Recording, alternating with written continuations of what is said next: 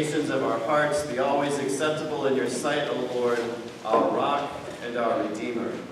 Amen. Please be seated.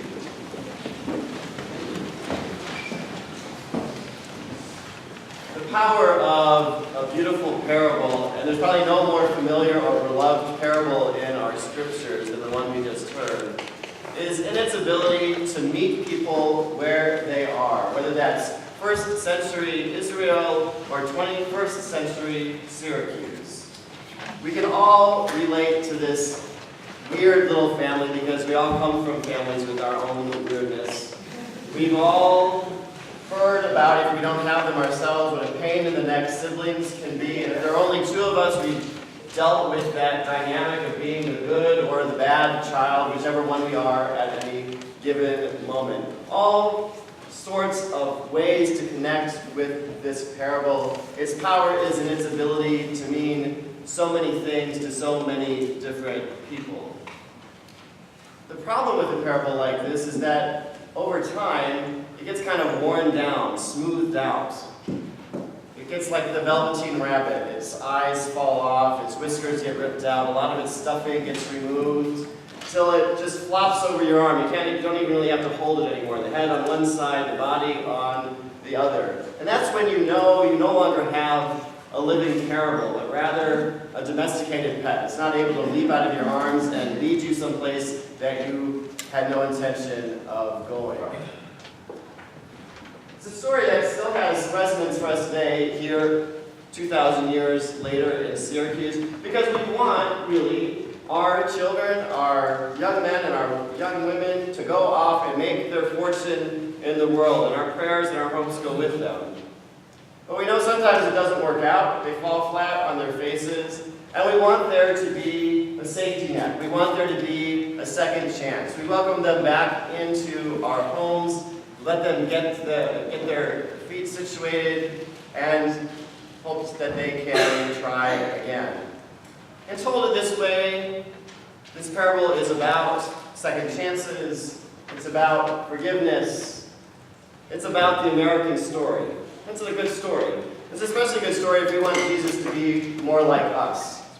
But if we want to be more like Jesus, I think we have to try and hear this parable in the way that the people who were gathered around Jesus first heard it. We call this parable the prodigal son, but Jesus doesn't introduce it that way.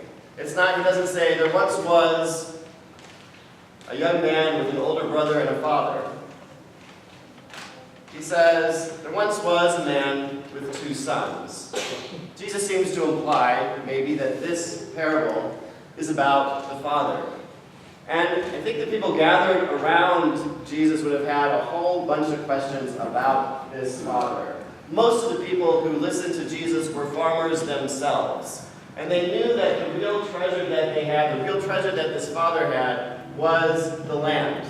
Land that they had inherited from their parents, who had inherited from their parents and their parents way, way back. There wasn't a courthouse where you went to register your deed. Your lands were kind of determined by inheritance and by agreements that were unspoken, unwritten with your neighbors. And they were supported by all kinds of social norms and conventions about how you behaved. You raised your children in a certain way. You hoped that your sons would marry the daughters of neighboring farms so that your land could become a patchwork of family-owned farms that could be passed down to generation, ensuring the future prosperity of your children and grandchildren. What in the world the people gathered around Jesus would be thinking? What in the world is this father thinking, selling off his land to provide his son his inheritance early? What kind of farmer would do that?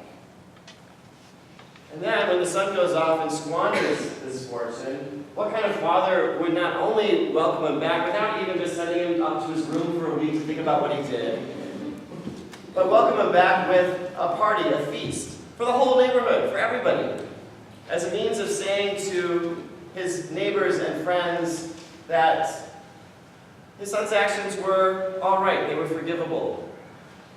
Even though his neighbors and friends would have no way of being able to do that, of being able to forgive them themselves.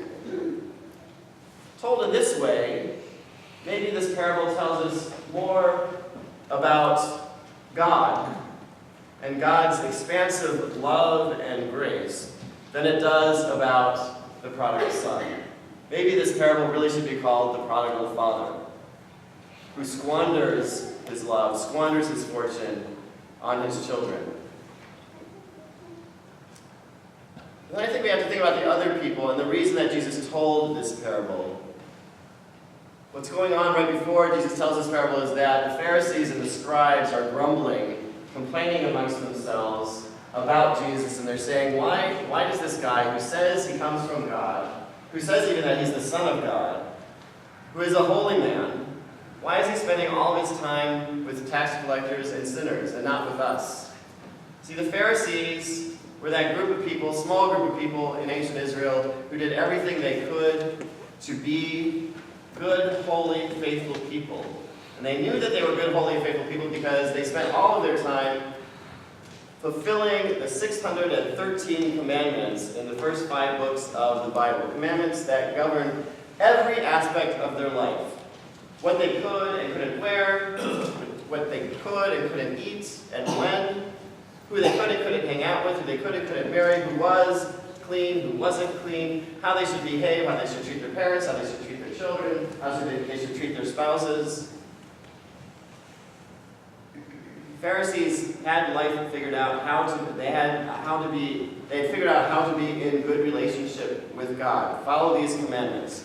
And Jesus comes along and doesn't say anything about any of that. And he hangs out with people who aren't even trying to follow the commandments. People who are openly sinning. So Jesus tells this story. And then maybe it's not so much about the son. Maybe it's not so much about the father. Maybe it's about that other son who comes in from the fields and hears this party going on in the house and asks what's going on when he hears that it's a party celebrating the return of his bratty young brother. Has a kind of meltdown in the front yard and refuses to go in. Boy, that sounds familiar to me. It's just not fair, is it? It's not fair that this kid brother is being treated so well when I have stayed home and worked hard. I've done everything that my father has asked me to do. I've been a faithful person. I've done everything that God has asked me to do. I'm not anything like my neighbors. I'm not anything like those idiots down the street. And yet, somehow, blessings keep getting heaped upon them. It's not fair. The thing is that our sense of fairness can't hold a candle to God's sense of grace. The only person the elder son is hurting by hanging on to his self-image of himself as the good son, as the son who always does everything right. The only person he's hurting is himself. His concern that because something has been given to somebody who doesn't deserve it means that there will be less for him isn't the way God sees things. In God's economy of grace, there's always more bread, more feasting, more wine, more music, more dancing. The only person who's being hurt by refusing to understand that is the good son hanging out in the front yard. And so there we are. We can hear the music, we can hear the clinking of the glasses and the silverware, we can smell the food on the air wafting out of the house. God is not going to force us to go in. It's not going to drag us in there. It's our choice. We can go as we are as long as we don't insist on staying the way we are. It's up to us.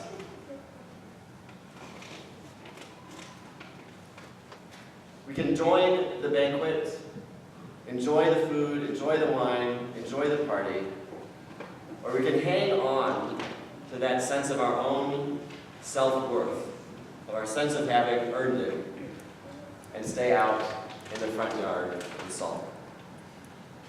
Amen.